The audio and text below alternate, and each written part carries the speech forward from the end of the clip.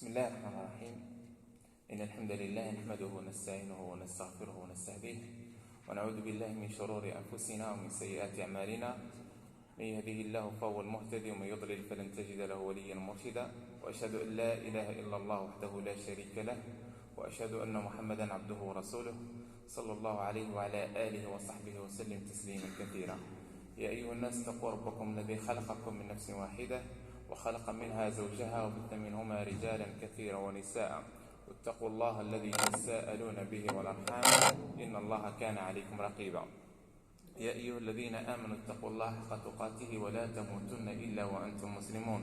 يا أيها الذين آمنوا اتقوا الله وقولوا قولا سديدا يصلح لكم أعمالكم ويغفر لكم ذنوبكم، ومن يطع الله ورسوله فقد فاز فوزا عظيما. أما بعد، أيها المؤمنون، السلام عليكم ورحمة الله تعالى وبركاته. نعتذر عن الاستقطاع اللي درناه لأهل القرآن.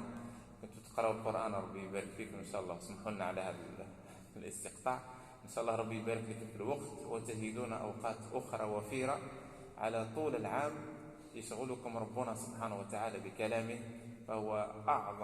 فهي أعظم نعمة يكرم بها العبد من عند ربه سبحانه وتعالى، أن ينشغل بذكره، إنه ولي ذلك والقادر عليه.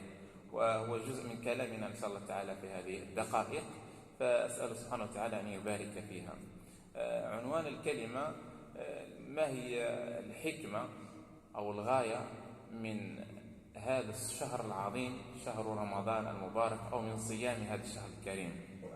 في الحقيقة العبد ما يقدرش يحصر الفوائد التي تستخلص من صيام رمضان، غير أنه الكثير منا يرى، البعض على كل حال يرى أن الصيام الغاية منه هو أن يمسك، أنه يحبس، يقطع الماكلة والشراب وينتهي دوره في الحياة. ولكن لما ننظر إلى مراتب الصيام عند أحد العلماء، يقول الإمام الغزالي، قال لك أن مراتب الصيام ثلاث.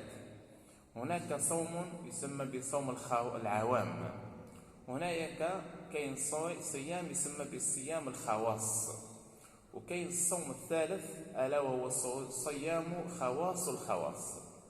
صوم العوام هو أن يمسك العبد عن الطعام والشراب وعن شهوة البطن والفرج عموما، يعني هذا اسمه صوم العوام. أي إنسان يكون صوم تقليدي، لقى الناس صايمة قالوا مسكت رمضان غدوة رمضان، أي راه صايم كيما الناس، وانتهى الأمر. فصيامه إن شاء الله صحيح وإن شاء الله يكون مقبولا، ولكن تمنينا لو يرتقي إلى الدرجة الثانية اللي هي صيام الخواص.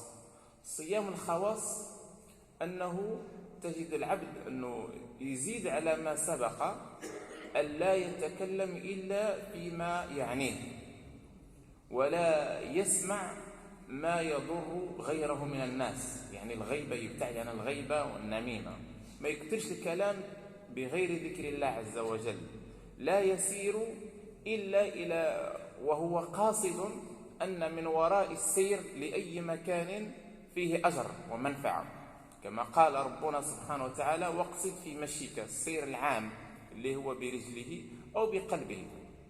فهذا من الخواص، أني مثلا أن يسير إلى قضاء حاجة تاع مسلم ما، أو يسير من أجل يمشي باش يصلح بين شخصين ولا بين عائلتين ولا بين زوجين، يذهب لزيارة مريض، لبر الوالدين، يأتي إلى المساجد وغير ذلك. هذه اسمه صيام الخواص، يعني راه حاكم نفسه الحمد لله، وزاد حكم الجوارح، ما خلاش الجوارح تاعو تزيغ هنا أو هناك.